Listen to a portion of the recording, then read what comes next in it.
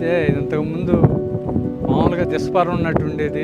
మడ అడవులు పెట్టకముందు ఒట్టి సౌడి నేల అన్నమాట. తర్వాత 2006, 2007 ఆ టైంలో మన మ్యాంగ్రోవ్ ఫారెస్ట్ ఛానల్స్ తవ్వడం మొదలెట్టారండి.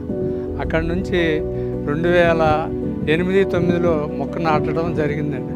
ఆ మొక్క నాటిన కాడి నుంచి మొత్తం ఇప్పటి వరకు ఈ విధంగా ఈ అడవి విస్తారంగా పెరిగిందండి.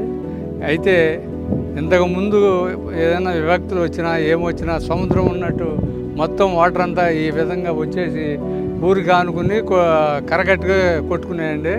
ఇప్పుడైతే ఎంత తుఫాను వచ్చినా కూడా ఏ విధమైన వాటర్ పెరిగి మామూలుగా ఈ సముద్రం పొర్లి వచ్చినా కూడా ఏ విషయంలో కూడా ఇప్పుడు వెనకంజి లేకుండా ఈ వాటర్ అనేది కనపట్టలేదు.